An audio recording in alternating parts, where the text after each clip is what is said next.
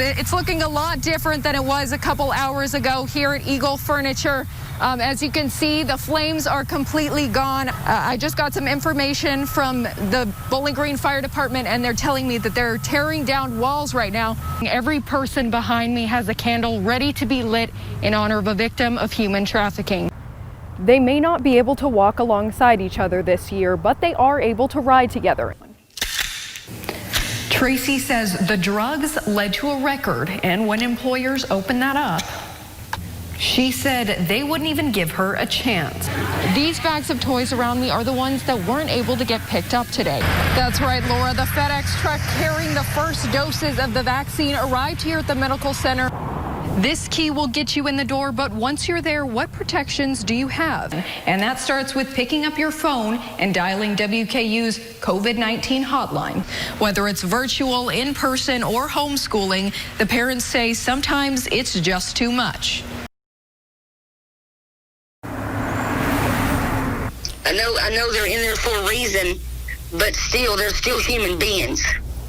A concerned mother talks about her daughter in the Barron County Detention Center.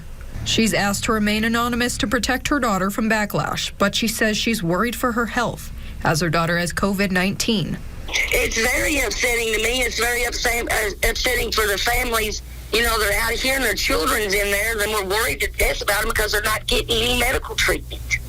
She and her daughter talk on the phone often. The daughter says the only treatment is Tylenol, and she doesn't always get hers. But the jailer says they haven't had any medical treatment because cases inside are mild. I definitely want to tell them when they call and ask, have they been tested, what the results are, especially the ones that, are negative. You want to give them that ease, but we're not at liberty to release that information due to HIPAA. The detention center says transparency is so important right now because of COVID-19. That's why they're releasing the statistics of inmates who have the virus. Right now we have planned that we're going to get more tests done on Wednesday for the ones that did test negative, but if they're in those same cells with the ones that tested positive, they still have a high chance of testing positive themselves. Inmates and staff all underwent testing after some staff came back positive for COVID-19. As of the 18th, 63 of the 216 residents tested positive. 10 employees out of the 47 tested positive, and one more employee tested positive this morning. Bennett says right now they're doing what they can to separate the positives and the negatives. So far, no one's been released for illness. That's all up to the judges to make those decisions if they're going to leave. And to this point, right now, no. But the judges have been notified of everybody that has been positive. She didn't eat, say, a whole sandwich the whole week that she couldn't move. And thankful for every little accomplishment. Amy Jo hasn't been out of her bed since surgery. I know it's stupid to cry about, but I can't do anything. And I used to do everything. She was in a devastating car wreck in Butler County. Her mother says the driver of her car flipped the Jeep 5 or 6 times. Amy says she woke up to her body being jerked all around the car, then lying on the cold ground. And then they got me on the phone, and I said, "What's wrong with my baby?" And they said her back's broke. She can't walk. It took me a few hours to get back, and I went to the hospital and I seen her. And she couldn't move nothing from neck down for 6 days.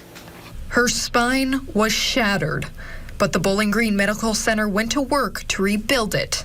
What we had to do was go in and remove the fractured part of the bone, so essentially the whole vertebral body, and place a cage in its where that bone used to be. The cage was filled with ground donor bone, and over time, it'll meld with her own. I told her, "Amy Jo, after this surgery, walk 1 inch to me. If you walk 1 inch, you will make it." And that next day, she walked more than a foot. Amy's mother says this horrible accident has brought her family closer together. She keeps crying, saying she's a burden because of my income and stuff. And I said, "Amy Jo, you're not a burden. You're my baby.